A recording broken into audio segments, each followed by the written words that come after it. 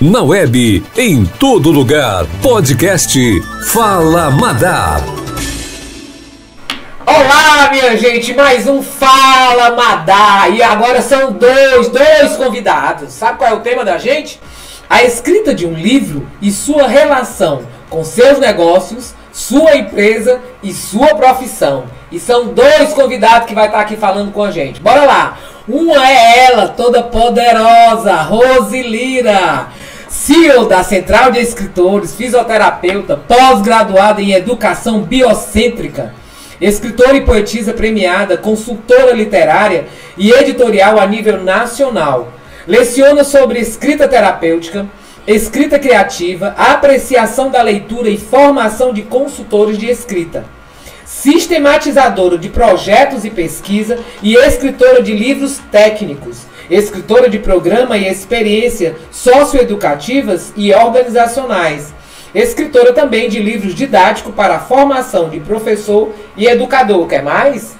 E ele, João Neto, jornalista formado pela Universidade Mackenzie, com experiência em web jornalismo e consultor da Central de Escritores. Vocês vão ver que vai ser assim, um jogo de pergunta para um jogo de pergunta para outro e vai, mas a gente tem que ficar sempre muito bem à vontade aqui no Fala Madá. Mas em primeiro lugar eu queria agradecer aos nossos parceiros, patrocinadores, a Publier Comunicação, que é a minha agência, né? A Ricarte Urbano, a minha contadora e a minha mentora. Luminous Play, o nosso estúdio que eu tô aqui com o nosso amigo Éder. E também a MRH Gestão de Pessoas, minha parceira. Mas vamos lá. A primeira pergunta é: como é vista a escrita de livros no Brasil e o que mudou, Rose? Boa tarde, né, Madá? Pode dizer boa tarde? Boa tarde, bom dia, boa noite, porque é gravada. Não tem problema não. A escrita de livros no Brasil mudou bastante, né? Eu acredito que mudou a partir da democratização do acesso à publicação. Antigamente, quem detinha o poder de decidir quem publica e quem não publica, ou era a academia, quando eu falo academia, estou falando de academia também, tanto literária como a academia voltada para a ciência, né? E também as editoras, é quem dizia quem ia ser aprovado ou não para o seu livro sair. Depois, com as gráficas rápidas, com a editoração mais democratizada, com toda a tecnologia que foi chegando, né, esse acesso sai desse monopólio. É o que a gente chama de um evento de democratização da publicação. Então, publicar hoje não depende só da editora em si, mas depende também do autor. Ele pode fazer uma publicação independente, né? Então, a partir desse acesso que abre para aquele que quer publicar o seu livro, né, eu acredito e vejo nisso um grande avanço, né, porque o número de livros, que se você ainda for hoje numa livraria, né, e observar, ainda existe assim, um número muito alto de autores estrangeiros, em relação, em detrimento aos autores nacionais. Então, com esse acesso, os autores... esse acesso que é dado para essa publicação aumenta o número de autores nacionais. E isso é muito bom para o nosso país, né? Porque é brasileiro falando para brasileiro. Com certeza tem uma repercussão não só na escrita, mas também no poder de leitura, de compreensão, de absorção dessa obra que foi publicada muito maior, porque são linguagens contextualizadas, né? Dentro do próprio contexto. Perfeito. Ô João, por que uma consultoria ou mentoria de escrita é importante? Olha, Madá, primeiro prazer falar aqui com você, né? Boa tarde, boa noite, bom dia e tudo isso. Mas assim, a consultoria de escrita é muito importante porque eu converso muito, né, com muitos escritores o tempo todo e muitos deles vêm falando assim: João, já escrevi meu livro, já terminei meu livro e bati de cara na porta da editora. Fui lá, deixei meu livro na editora tal, não recebi retorno. Eu estou aqui procurando e tem editora que me pede o livro, mas não me passa valor, não quer que eu assine um contrato sem me passar valor. É cada coisa que aparece assim, e a gente entende o quanto é importante essa orientação do escritor diante da editora. E também muitas vezes, por exemplo, quando o escritor reclama da editora, eu também entendo o lado de muita editora, porque assim, muitas vezes o livro ele não chega bom na editora. né, e acaba voltando para a mão do autor e tudo mais. Então, a mentoria e a consultoria de escrita, elas são importantes porque cada uma a sua modalidade, né, e atendendo a necessidade específica do autor, mais para frente a gente pode falar disso, mas assim, ela é importante por quê? Porque o livro vai chegar na editora e a gente, considerando o conteúdo do escritor muito bom, ele vai chegar na editora ainda melhor do que ele poderia chegar sem a mentoria e sem a consultoria. Além disso, quando ele chega tão bom, né, tão bem feito na editora, a editora gosta muito mais do livro, isso agiliza a publicação. Então, abre assim, mais portas. abre mais portas. A editora pega o livro e fala assim, isso aqui dá gosto de publicar. Vamos publicar esse livro, porque esse livro é bom. Então, acontece que as editoras acabam gostando muito do nosso trabalho, os autores também gostam muito do nosso trabalho, porque o livro tem uma publicação mais agilizada. E além disso, ele olha e fala assim, cara, nunca pensei em publicar um livro, mas agora eu estou vendo que isso é possível. Então, o nosso trabalho é justamente possibilitar, e como a Rose bem falou, democratizar ainda mais a escrita e publicação de livro no Brasil. Ai, beleza. E continuando, eu acho que essa segunda pergunta tem a ver. A democratização da publicação de livro banalizou ou valorizou o produto, na sua opinião, Rose? Para mim valorizou, tá? Ele não banalizou. Eu lembro que uma vez uma pessoa chegou para mim rindo, né, e disse assim, eu acho que tem mais gente escrevendo do que lendo. Pelo número de escritores que estavam sendo lançados no país, né, achou que tinha mais escritores do que leitores no país, como se fosse uma banalização da escrita, né? E eu disse, não é bem assim.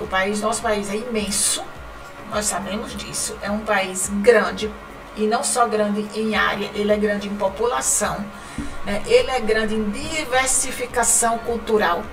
Se a gente for olhar, assim, nós temos vários países dentro de um país. Com certeza. Então, assim, várias culturas, né? Contando o número de autores que temos hoje, é ínfimo em relação ao potencial que esse país tem de escrita. Tá? Eu acho que a gente não alcançou nem 10% do potencial de escrita que esse país possui. Então, assim, a democratização não banalizou, está longe de ser banalizada, como eu disse anteriormente, ainda temos muita publicação sendo veiculada nas nossas livrarias estrangeiras, né? Quando eu falo livrarias, eu estou falando também de plataformas virtuais, porque hoje a livraria se compreende os dois ambientes, o físico e o virtual, né?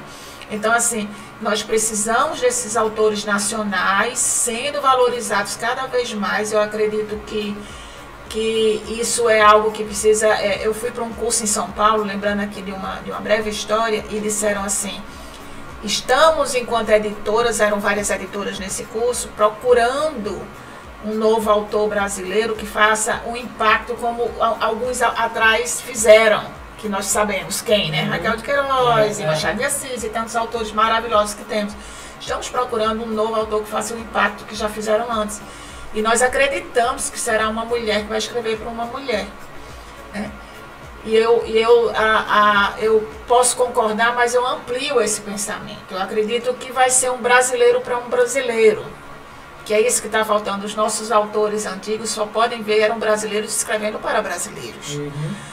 Então, a partir do momento que eu quero importar técnicas de escrita estrangeiras e escrever como americanos escrever como europeus escrevem, eu estou prejudicando esse alcance da literatura brasileira se expandir.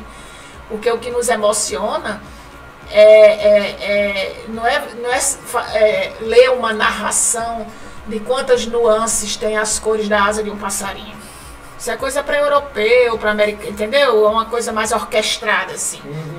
O que nos emocionaria seria uma descrição sobre um pé sambando na avenida, né? O que nos emocionaria seria uma descrição das pessoas correndo, das crianças correndo na rua, né? Coisas que são reais e que são palpáveis à nossa vivência no dia a dia. Cadê o escritor brasileiro escrevendo para brasileiro? Essa é a pergunta que não quer calar. Então nós precisamos, eu acho que agora o brasileiro valorizou, ele entendeu que pode escrever. Então, essa democratização não prejudicou, ela valorizou, ele entendeu que pode escrever. Então, agora vai ser a hora de trabalhar essa qualidade dessa escrita, né?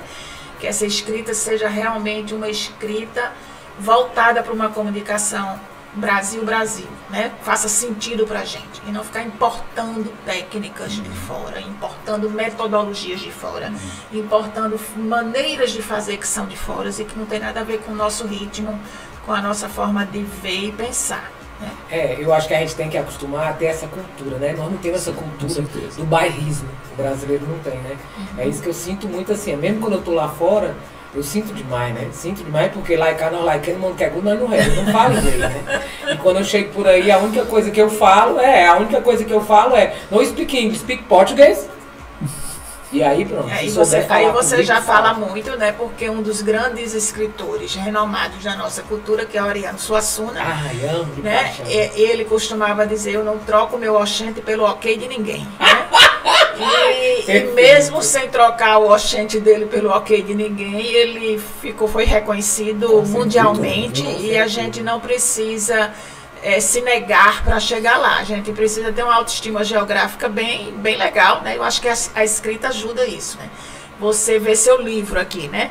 Você se lê, você vê o seu potencial e que é possível você comunicar através do seu livro a pessoas variadas que você não sabe nem quem leu e quem não leu, né? Eu lembro que há pouco tempo atrás a gente tomou um café em certo lugar que uma pessoa chegou e disse: você, Madalena, escreveu Espelho Meu, adorei seu livro. Lembra disso? Lembro. Você saber que uma pessoa ali do lado que ele conhecia, você não sabia disso. Né? Então o livro ele vai andando na nossa frente e a gente não tem esse controle de saber onde a gente vai chegar com ele. Isso é maravilhoso. João, e no caso de quem tem muita experiência na área acadêmica, né, com grande experiência de escrita, como a consultoria pode ser útil? É interessante porque é o que eu me permito chamar de o que a gente chama de uma desintoxicação acadêmica, né? Porque assim, acontece que escrever um livro, ele não é a mesma coisa que escrever uma tese de doutorado, que escrever uma tese de conclusão de curso, de mestrado, qualquer coisa assim. Por quê? Porque o formato acadêmico, ele tem as suas exigências, e eu respeito demais isso, tá? Mas ele é direcionado a outro público, que não é o leitor de forma geral, né? Ou então um público de leitura de livros mesmo. Outra coisa, o livro, ele dá muito mais liberdade na hora de escrever, e não prende tanto como os formatos do acadêmico. Então, assim, quando a pessoa vem acostumada a escrever naquele formato acadêmico, muitas vezes aquilo ali não está satisfazendo o leitor que vai pegar o livro para ler, né? Que vai na livraria ou que vai na plataforma online e vai comprar o livro. Então, ele precisa passar por essa mentoria. Essa mentoria ajuda demais. Por quê? Porque ele vai pegar esse novo formato, né, esse formato mais fluente, digamos assim, mais acessível ao leitor, né, e vai ajudá-lo a tornar essa linguagem do livro mais atrativa, né, mais atraente para o leitor, que o leitor vai olhar e falar assim, porque muitas vezes o leitor pega uma tese de doutorado e fala assim: tá, o assunto é bom, mas está me cansando essa leitura. Ok, a gente entende por quê, porque ele não é daquela área, né? Ou então talvez ele seja até daquela área, mas ele quer ler um negócio mais dinâmico, mais acessível. Hoje em dia as pessoas não têm mais tempo de ficar raciocinando tanto assim. Eu não estou subestimando o nosso público, mas os tempos são outros. A gente precisa de mais agilidade, precisa de mais fluência para a leitura. E a mentoria e a consultoria de escrita, elas ajudam justamente nisso, em tornar a leitura mais prazerosa, mais fluente. De você pegar um livro desse e ler em alguns dias, né? Ou o que cada capítulo seja realmente muito prazeroso e não simplesmente o conteúdo em si. Não, é um conteúdo contextualizado. Perfeito. Rose, qual a importância de se ter um livro para um empresário, um empreendedor ou um profissional? Olha, se ele não tem tempo, né? Sim, ele não tem tempo. Geralmente um empreendedor, um executivo e um profissional que está bem engajado no seu trabalho, né? Não tem tempo. Ele não tem tempo. Primeiro é uma questão, um desafio certo, né? Eu não vou nem dizer não tem tempo, né? Que isso é uma expressão errada. Ele tem um tempo, mas é todo dedicado à execução do trabalho dele. Ele também não tem... sofre de um mal que é geral, quase que geral hoje na sociedade, que é uma mente acelerada, devido à demanda do corre-corre que a gente vive, de estar pensando e fazendo 30 coisas ao mesmo tempo, né? Se virando nos 30. Porque a gente fica cansado na noite, ninguém sabe por quê, se ninguém fez nada, né? E a gente tá muito cansado de noite. Exatamente, né? pensando nisso ou naquilo, se equiparar ao multiprocessador, né, que tem que fazer tudo ao mesmo tempo. Então, assim, a mente não consegue subjetivar a escrita. O conteúdo está aqui na sua cabeça, você consegue articular ele todinho na sua cabeça, você consegue até falar sobre ele. Mas na hora de você subjetivar, que é dar a forma a esse conteúdo, você não consegue, porque sua mente está acelerada. O ritmo entre a sua digitação, a sua escrita, é diferente do ritmo do pensamento, entendeu? O ritmo não se integra, não se alinha. Então isso dá um problema sério, que aí dá uma frustração, e a pessoa cansa e se frustra tanto que abandona. Esse é um outro problema. O outro é um problema de disciplina, porque nós não fomos educados na nossa formação educacional para a escrita de livros. Nós fomos educados para escrever forçadamente, obrigatoriamente, por uma nota, para passar de ano, para terminar um doutorado, um mestrado, seja o que for. Então, nossa escrita é muito tensa, pressionada, né? E aí isso tudo dificulta a escrita de livros, que é diferente, certo? Quando você chega para o empresariado, o empreendedor e o profissional, isso é mais agravado, né? Todos nós padecemos desses males aí que eu estou falando, entre outros, né? Mas isso no meio profissional, isso é mais agravado. A pessoa não tem tempo nem para racionalizar direito, vai poder conseguir botar aquelas ideias no papel ou numa tela de computador, não vai conseguir. Então nós criamos os métodos que facilitam esse profissional, né? Não é que a gente vai escrever por ele, existe um método que a gente escreve pela pessoa, que é chamado ghostwriter, né? Que o João faz isso muito bem, tá?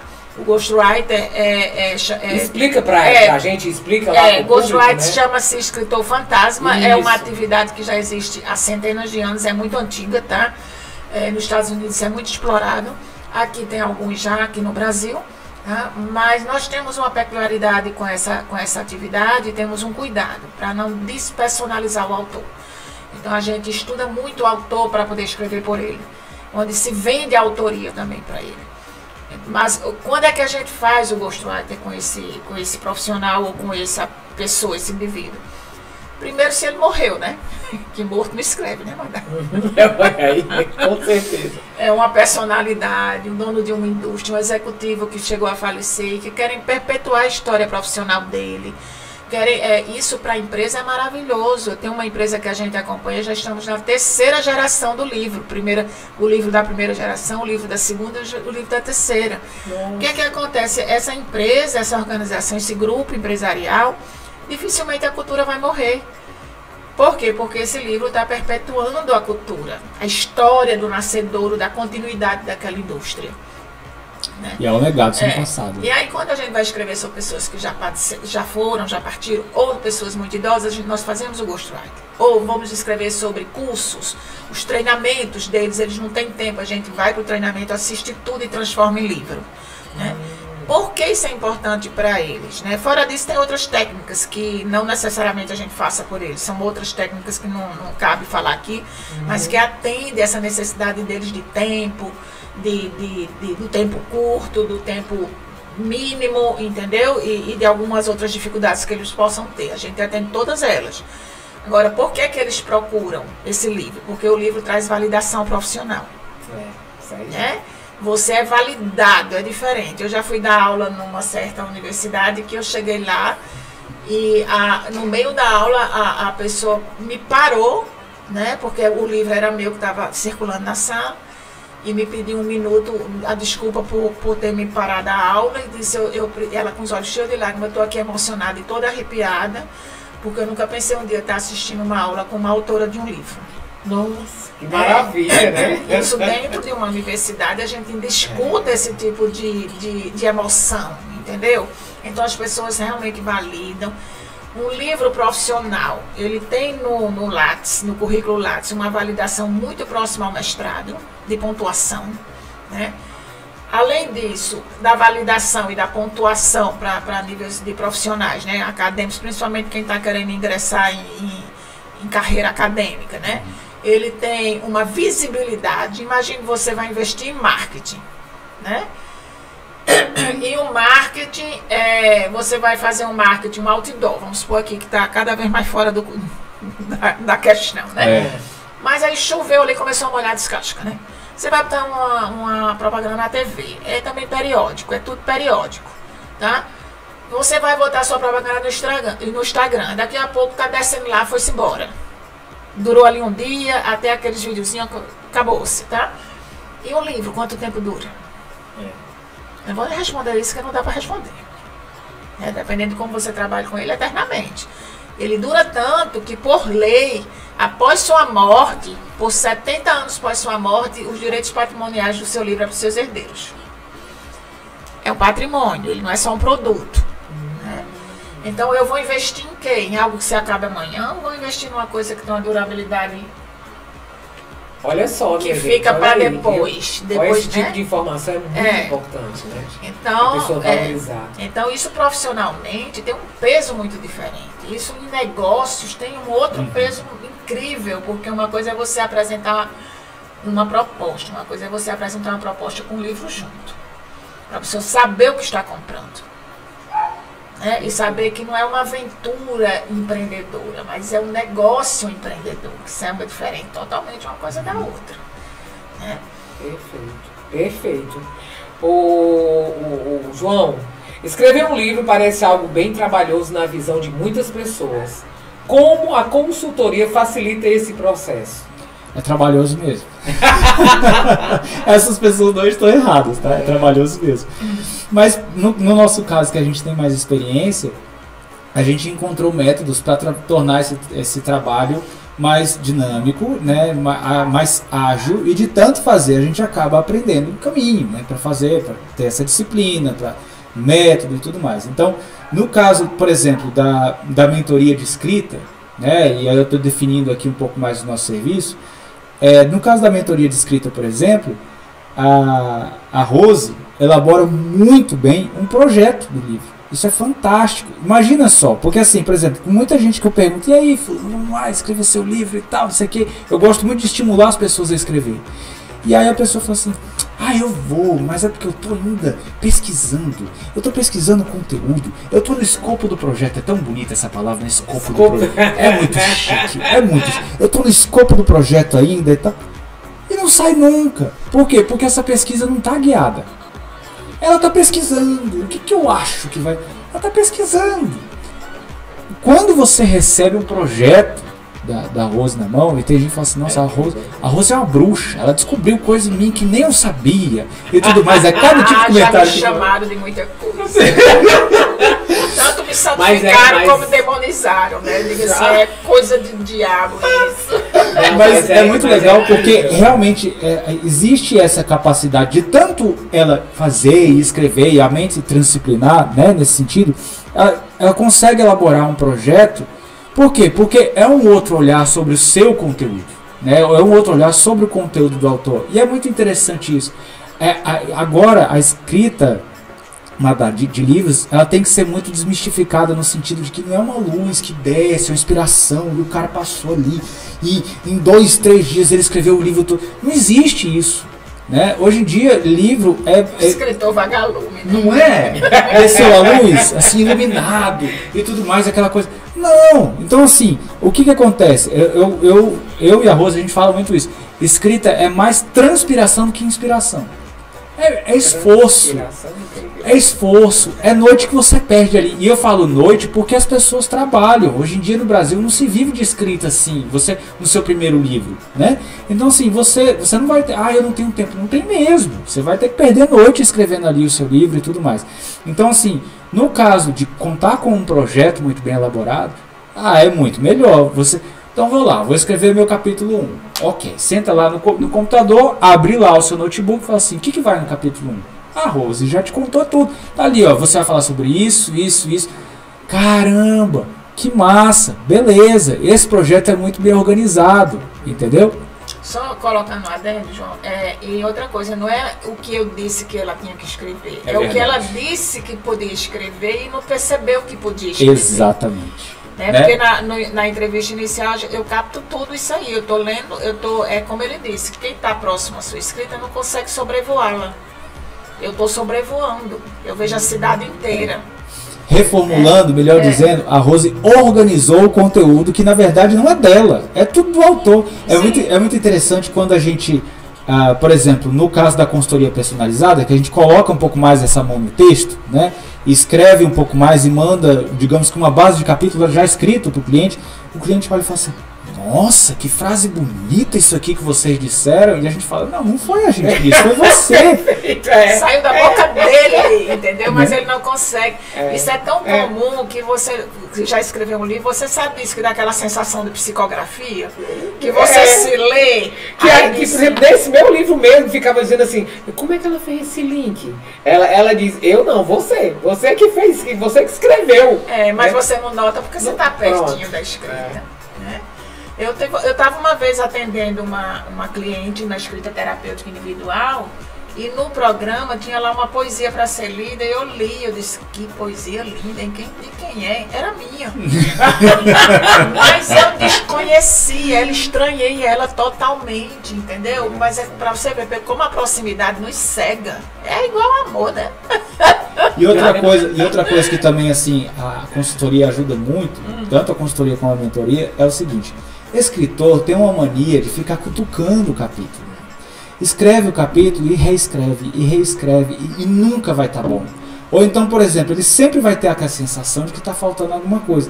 Que bom que está faltando alguma coisa, porque tem que sempre faltar alguma coisa. Senão você vai esgotar tudo num capítulo só, todo o seu livro num capítulo só, você vai esgotar todo o seu conteúdo num livro só. Vai morrer amanhã, né? Entendeu? E você é um autor de um livro só? Não. Então, assim, que bom que está faltando alguma coisa. E tem que ficar faltando, porque o seu leitor tem que ficar com gostinho de quero mais, né? Então, a consultoria, a mentoria, ela também ajuda nisso, assim, de falar: olha, escreveu. Manda aqui pra gente, a gente analisa, beleza. E agora que deixa esse capítulo agora, vamos caminhar, porque senão esse livro não vai pra frente. Porque a gente tem um antídoto da coceira do escritor. Isso. Que é aquela coisa de ficar coçando, analisando a cria, né? Perfeccionismo é doença, não leva você a finalizar nada. Então a gente tem que tratar isso, porque esse perfeccionismo já vem lá do modelo educacional do orientador, de tese, de tatatá, que passa por uma banca que vai lhe humilhar, que vai lhe acabar com você. Tá? Vamos modelar a cabeça em relação a isso. Aqui é livre, é outra história. Você pode inventar palavras, você pode ter liberdade de pensar, né? Então tem que trabalhar muito essas... Então realmente é uma consultoria e mentoria mesmo. Mentoria. E para finalizar, no caso da consultoria personalizada, como depende muito mais da nossa equipe que do autor, né? Porque eu chamo de autor porque o conteúdo é dele, como depende muito mais de nós do que dele, então assim, esse cronograma ele é seguido. Sem dúvida, a gente vai batalhar para seguir assim, na risca esse cronograma, e entregar, né, para ele o conteúdo, assim, digamos que escrito para ele, lendo e tudo mais. Então isso corre, né? Então a gente tem aí, digamos que um formato anti-procrastinação aí para ser seguido, o que realmente faz com que o livro tenha começo, meio e fim, não no livro em si, mas sim na produção do livro. Ok. João, é possível que uma pessoa ter seu próprio livro escrito, mesmo que não tenha muito tempo para escrever? Você estava quase falando sobre isso. Né? Totalmente possível. Porque no caso, aí a gente detalha um pouco mais, né, a consultoria personalizada. Porque é o seguinte, tanto a consultoria personalizada como o Ghostwriter, né, a gente acaba colocando muito mais a mão nesse texto. E aí vale lembrar, Amanda, que geralmente quem contrata esse tipo de serviço não é porque a pessoa não escreve bem, não é porque o autor não escreve bem. A maioria escreve muito bem, né? São ótimos escritores, as pessoas têm talento para escrever. A questão é que, muitas vezes, como a Rose mesmo disse, as pessoas não têm tempo. Agora a gente está com um nos Estados Unidos, que a gente também atende brasileiros fora do país, ele é disléxico. Como é que um disléxico cheio de conteúdo excepcional, agora não vai poder escrever porque é disléxico? Entendeu? Não. Em outro caso, tem pessoas que, por exemplo, às vezes vão relatar momentos da vida muito dolorosos, por exemplo, esses são outros tipos de casos que a gente atende, e que o livro, ele conseguiu até escrever o livro todo aqui, na cabeça dele, né? Mas, e tá tudo organizado até, muito bem organizado muitas vezes. Mas quando ele senta para escrever aquilo ali, dói. E dói fisicamente, né? Muitas vezes, e também dói no coração, dói na mente. Então, assim, ele acaba, digamos que passando isso, delegando essa escrita para um profissional, Né? E é muito mais fácil ele contar essa história, ele contar esses fatos, né? Ele relembrar esses fatos, contando o que já é, de certa forma, doloroso, mas menos, bem menos. E lembrando que a gente atende essas pessoas nesse tipo de especificidade que o João colocou com muito cuidado. Nós temos um psicólogo na equipe. Esse psicólogo vai atender esse cliente? Não, ele vai atender a gente. Para nos orientar e dizer, isso não façam com ele, isso não perguntem, isso não ajam assim com ele. Então nós somos orientados para o caso específico nesse sentido, para evitar que essa escrita machuque. O que a gente quer é que essa escrita faça ele crescer na ressignificação da história dele, né? Que faça ele olhar essa história com outros olhos. Então nós somos orientados com o psicólogo, entendeu? Para conduzir esse cliente e fazer com que esse momento seja mais divertido do que doloroso. E aí isso envolve muitas outras coisas. Caso de necessidade de ser presencial, nós vamos ter que fazer presencial. E aí tem chazinho de camomila, entre outras coisas, entendeu? Vai todo um kit acompanhando para ficar um ambiente mais aconchegante, divertido, mais leve, né? É preciso, porque senão não sai a história. Vamos lá, Rose. O investimento para a escrita e publicação de um livro é alto, é possível dentro da nossa realidade? Meu amor, alta sou eu com 1,80m e você que eu não sei quanto tem de altura. 1,72m. 1,72m, então. Isso é que é alto, né? Olha, Mada, eu estava até dizendo hoje no almoço de negócios que eu fui que caro é aquilo que não dá retorno. Né? Cara, é aquilo que dá retorno. Se eu paguei R$100 por uma coisa e não deu retorno nenhum, isso é caro. Não vou dizer aqui o nosso valor, não. Não, eu perguntei. Mas o que eu estou dizendo, olha só. Em média, olha que nós já lançamos no mercado, eu estou falando de novos escritores. Fora os escritores que já eram escritores e estão acompanhados por nós, tá? Estou falando de novos escritores, já lançamos no mercado mais de 60 brasileiros, né? Então, em média, 3 meses, todo o dinheiro que ele gastou em consultoria e produção na editora, se for independente, que ele investiu, ele retorna de 3, 4 meses. Essa é a média dos investimentos. Claro que tem alguns livros que não retornam, né? Tipo poesia. É mais difícil, tem que saber trabalhar muito. O pessoal tem ódio quando eu digo isso. Olha, gente, eu sou poeta, eu tenho mais de 3.000 poesias escritas, mas a forma de publicar poesia é outra. Tem a forma certa de publicar poesia. Então, assim, dependendo da formatação do livro, não vai voltar tão rápido assim. Mas a média é 3, 4 meses. Outro pode voltar com 6 meses e outro pode bater na trave, mas volta. É o investimento que você vai vender o livro. Aquilo que você investiu vai vender e vai voltar para você. Então, assim, eu estou no meu nono livro que está no forno, está saindo agora, né? Sobre abandono e afeto. Abandono e afeto? Abandono e afeto andam de mãos dadas. É uma biografia da minha infância afetiva, adolescência e vida adulta afetiva. Quem quiser saber meus podres e meus erros e acertos, compre o livro. Então, e aí vai tratar como gerenciar as sensações de abandonos que a gente tem na vivência da nossa afetividade, né? E mesmo assim, olha, eu estou no 9º livro e eu perdi o raciocínio.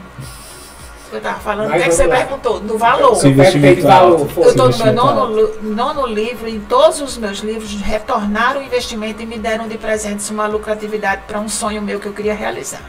Eu dou isso para os meus livros, é a minha forma de viver meus livros. Esse livro aqui vai ter que me dar uma viagem para a Itália.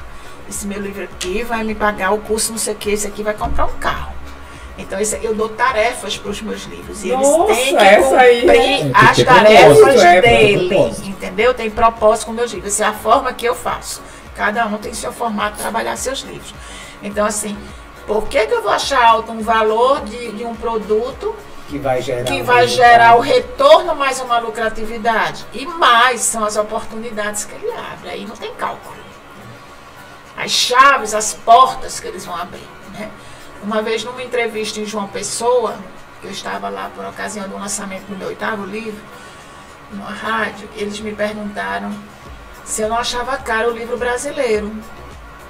Na época era 50, 45, 50 um livro. Eu disse, como achar um livro desse caro se eu estou investindo em cultura, né? E que eu gasto isso numa pizzaria com a Coca-Cola na esquina ali.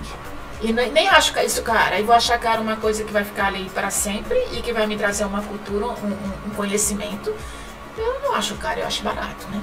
Então, eu não acho investimento alto, não. Inclusive, nossos clientes, alguns dizem assim, quando conhecem nosso trabalho, que passam por ele, eles chegam e dizem assim, o trabalho de vocês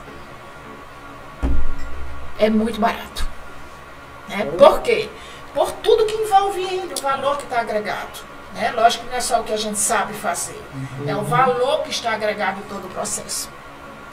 Não só essa preocupação de ter um psicólogo para acompanhar, para vocês tratarem, como tratar o cliente, isso é muito importante. Né? Sim. Isso é muito importante. No final das contas, Madalena, Pois não. caro é você escrever, você investir tempo na escrita de um livro e botar ele na editora, certo? Alcançando pouco público e vendendo pouco. Porque você investiu com a editora. Eu não gosto de falar em gasto, eu gosto de falar em investimento.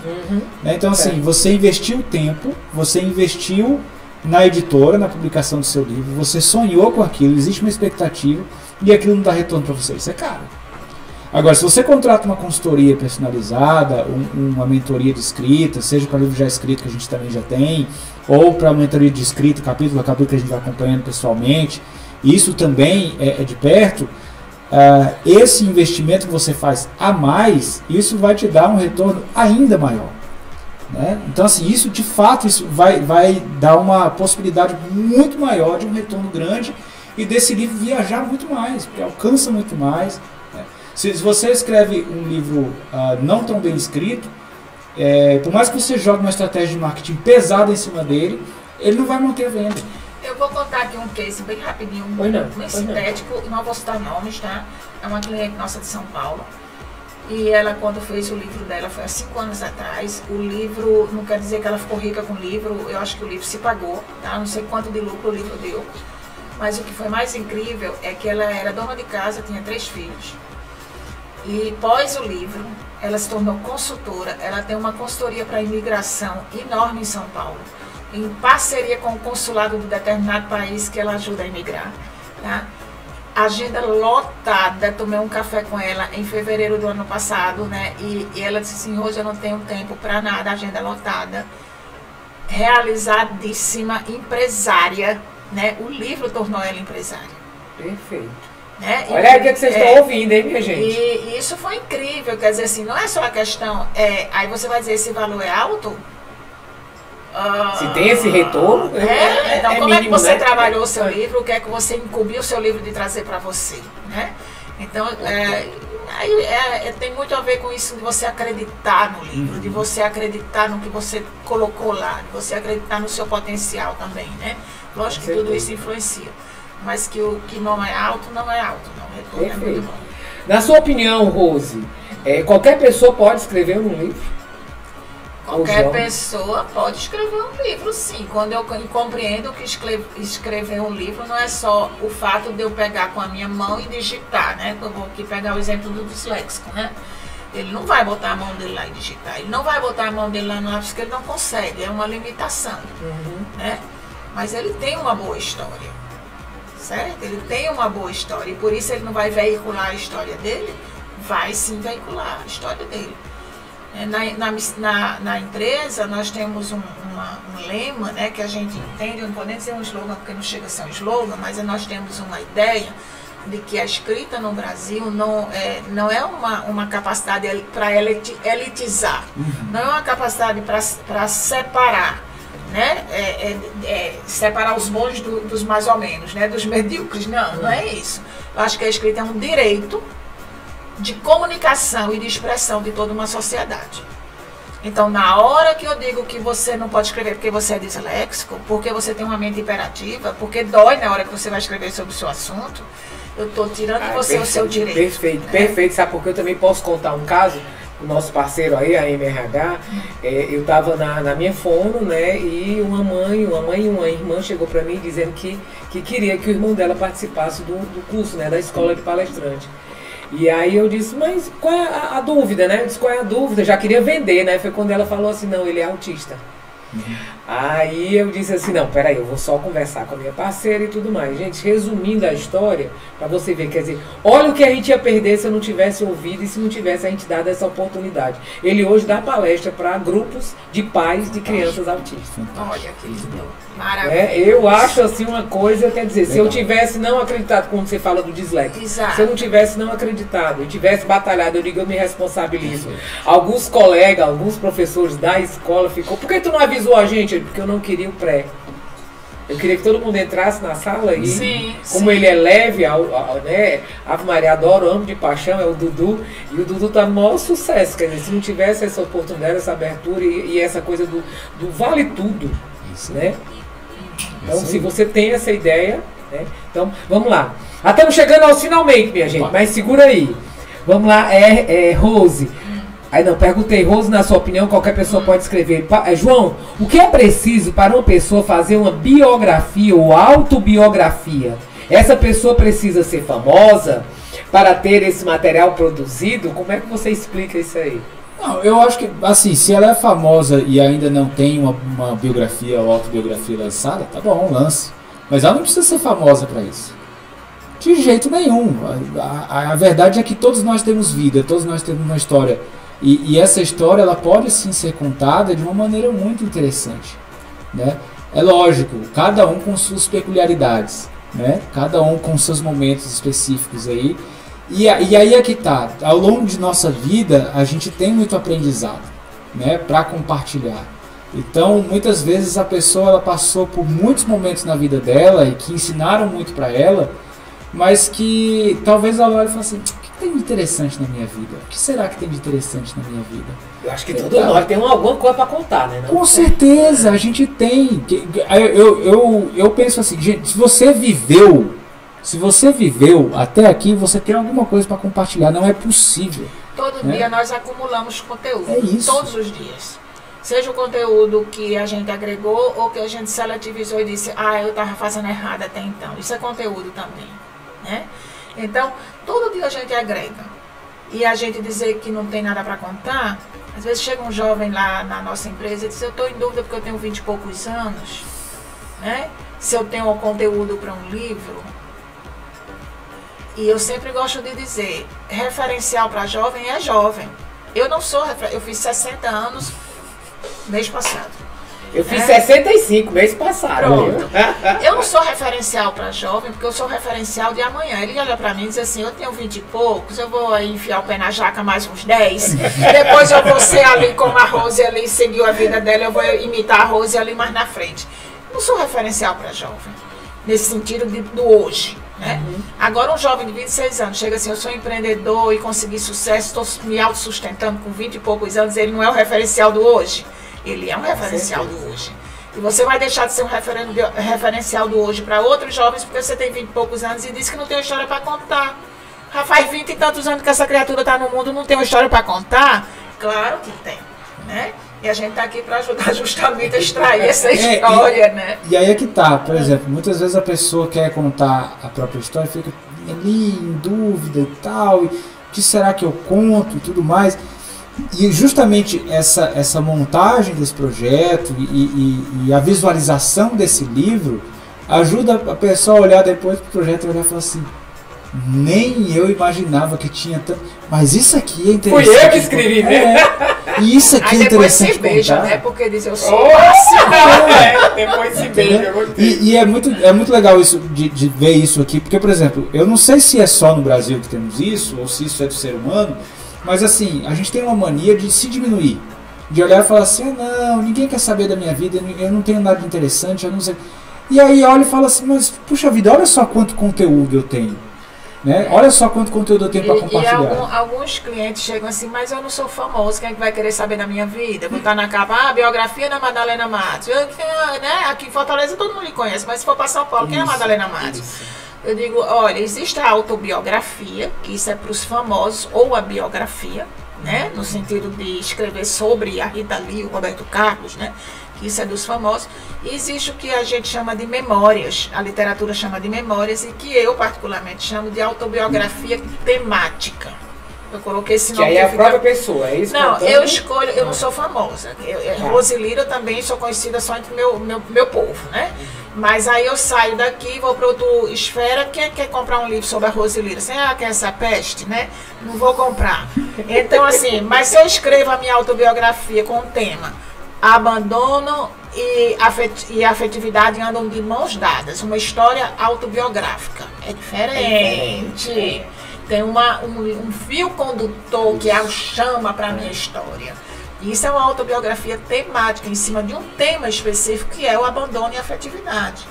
Como eu vou escrever a do meu filho, que é especial, em cima da criança diferente. Né? Então tem um tema que carrega o título do livro, que traz o livro para próximo do leitor, baseado na sua vida. Mas não é o senhor não está embaixo e não em cima. Né? Porque você não é famosa, não é Rita Lee nem Roberto Carlos, né? Então, isso a gente trabalha, isso vai encontrar o fio condutor da história de cada um, né? Porque cada um tem uma história muito interessante, costurada por um fio condutor muito interessante. Sim, perfeito, perfeito. Olha só, quando e por que nasceu a Central de Escritores?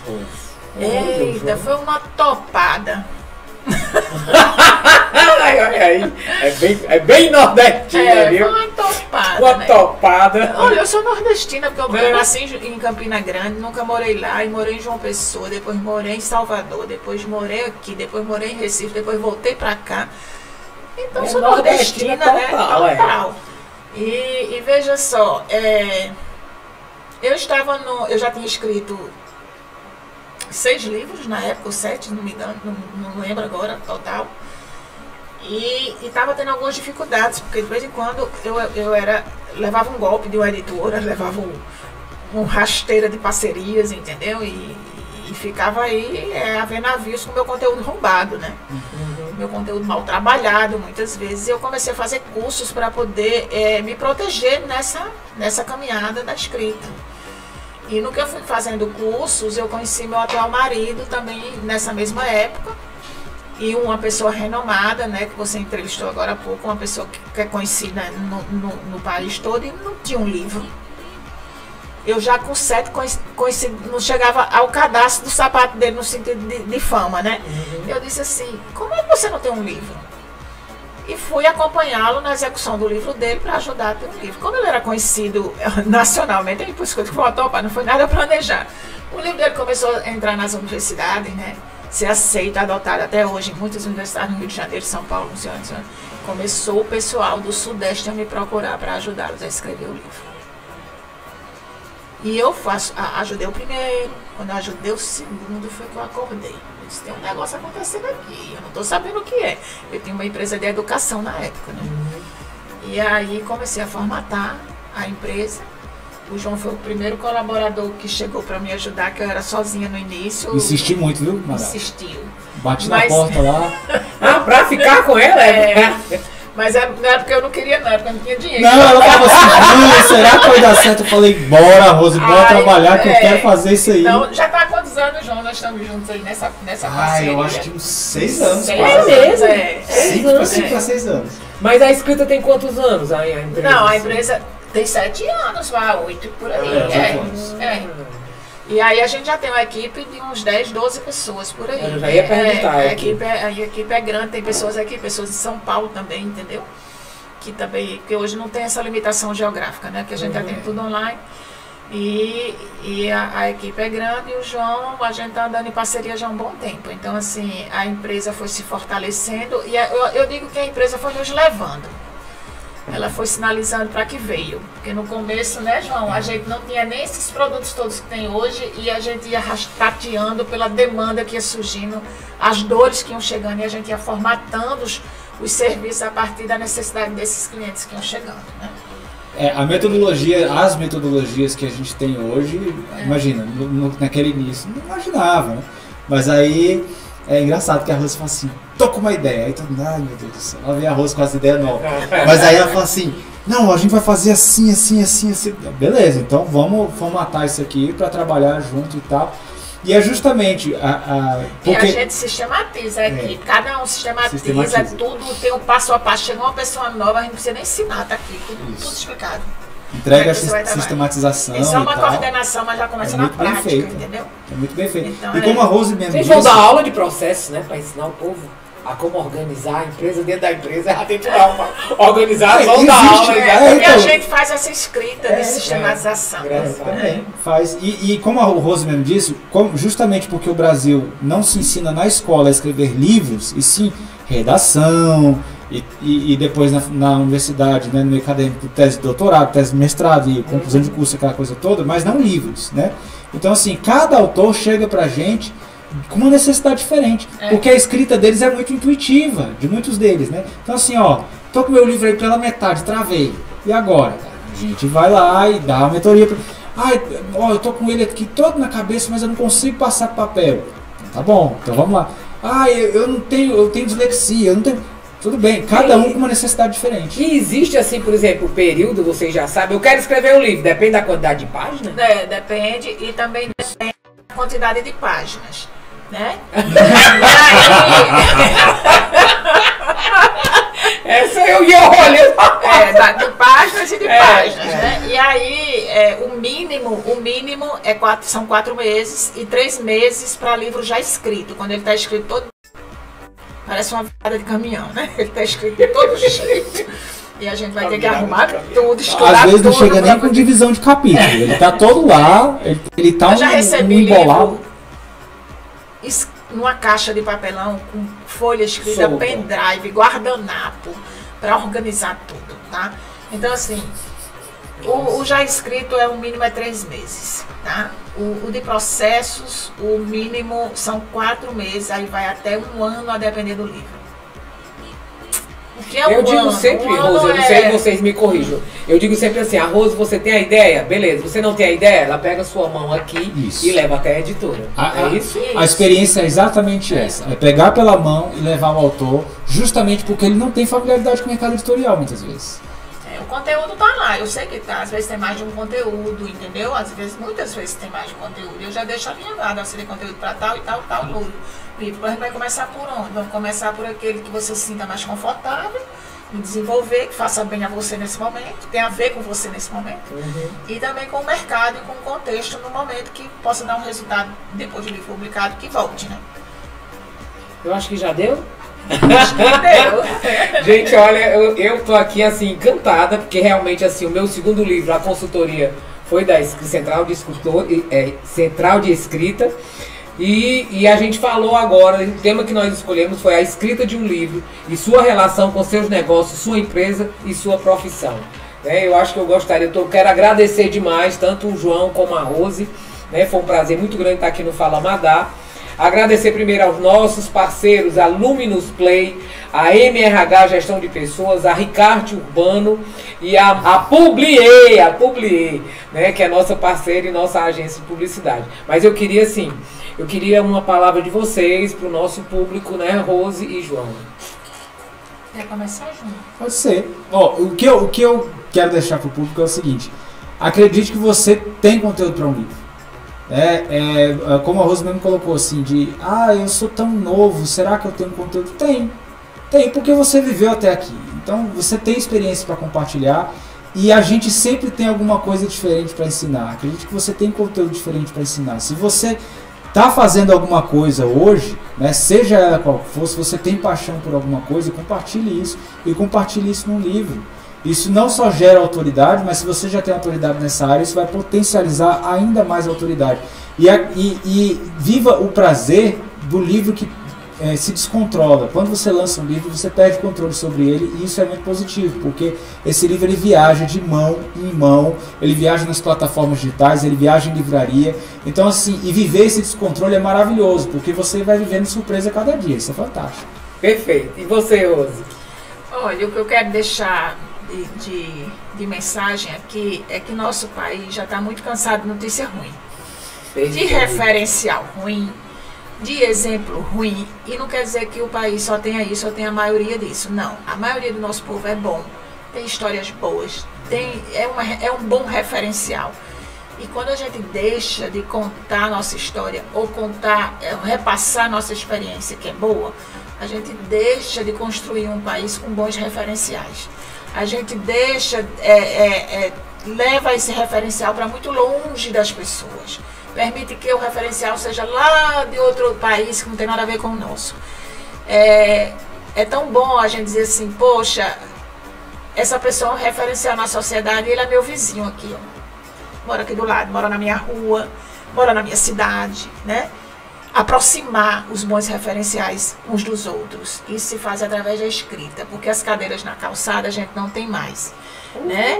Então vamos passar esses livros, seja digital, seja físico, não importa o modelo que você prefira, mas que a gente passe essa história adiante. Perfeito. E aí você já sabe do meu terceiro livro, né? Eu estou colocando nas minhas apresentações, nos PowerPoint, né? Nos PowerPoint eu estou colocando. Eu coloco o primeiro livro, coloco o segundo livro e coloco um quadradinho branco pro próximo, que é o terceiro livro. Então vamos. Já começamos. Tamo junto. Gente, muito obrigado. Olha, muito obrigado a vocês, muito obrigado a todos os nossos parceiros. Obrigado a vocês que estão nos acompanhando. Sigam a gente, que aqui a gente vai pro sexto, a gente vai pro sétimo, pro oitavo episódio, mas depende muito de todos vocês. E podem também entrar nas nossas redes sociais, vocês vão estar, todas as redes sociais vão estar colocadas, né, para poder o pessoal seguir a gente. E um beijo grande no coração e um abraço bem arrochado e até a próxima, gente. Beijo grande, fica com Deus. Você se conectou no podcast Fala Madá com Madalena Matos. Siga-nos nas redes sociais, @Madá Matos, no YouTube Madá Matos 1.